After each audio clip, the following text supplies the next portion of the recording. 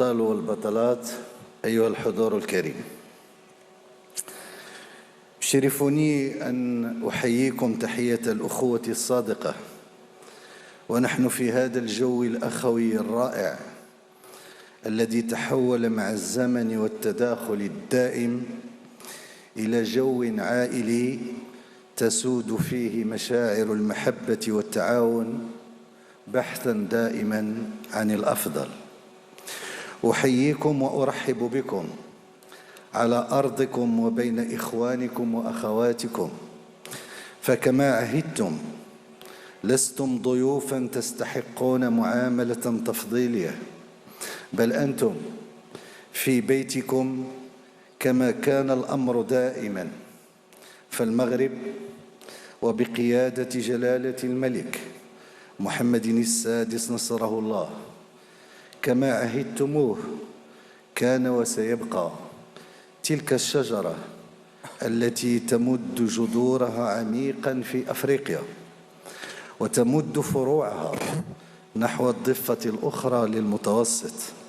لتكون بذلك صلة الوصل ونقطة عبور تجسد ذلك الانفتاح الذي يحتضن التنوع المبدع والغنى الخلاق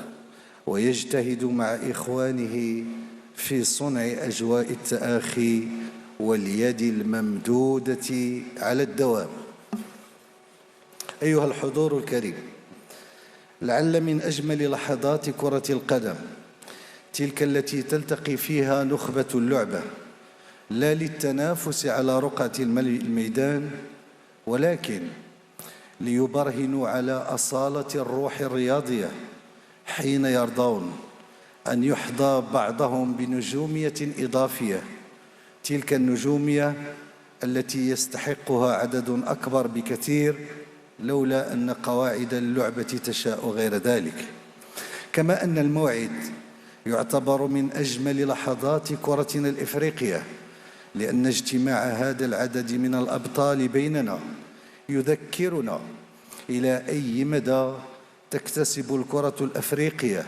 سلطة حقيقية بأبعاد عالمية. فأمامنا الآن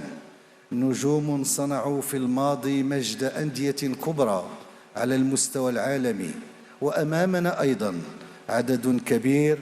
من فناني اللعبة الذين أصبحت أسماؤهم تلمع أكثر من أسماء أنديتهم العالمية، لدرجة أن هذه الأندية أصبحت مدينة لهم بما وصلت إليه من نجومية. إن هذه الأمور إنما تؤشر إلى أمر في غاية الأهمية، وهو أن شباب قارتنا عبارة عن خزان من الإبداع لديه من الطاقة ما يجعلنا نستبشر بمستقبل قارتنا لا في مجال كرة القدم فحسب،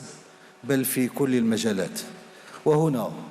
أود أن أؤكد أن التقدم الذي تحرزه الكرة الإفريقية إنما يعود في جزء منه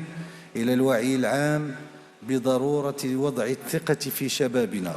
وتوفير الشروط التي تسمح لهم بالتميز وبرفع التحدي. صحيح أن الكونفدرالية الأفريقية لكرة القدم تسجل خطوات كبرى على طريق العصرنة وحسن التدبير، الشيء الذي يتزاوج مع إيمان يتقوى يوما بعد يوم بضرورة الإنصات الجيد للشباب، وكذلك استيعاب مسيرة العالم في هذا المجال. فما عدا مسموحا لقارتنا أن ترضى بالمراتب الثانوية. واسمحوا لي هنا أن أتقاسم معكم جوهر تجربتنا المغربية في هذا المجال، والذي يتمثل في كون مسألة الشباب وفي المجال الرياضي والكروي تحديدا تخضع لمنطق سياسة وطنية عليا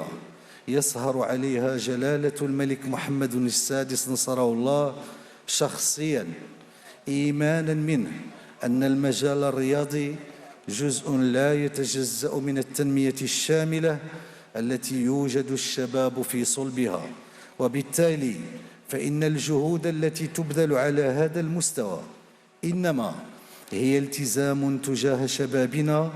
والتزام كذلك تجاه جمهورنا الذي لا تحده الحدود الجغرافية لهذا البلد أو ذاك، بل هو جمهور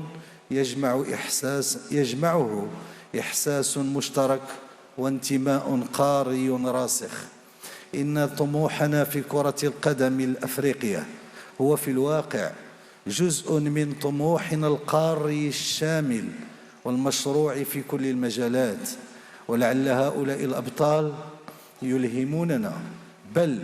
ويلهمون شعوبا بأكملها،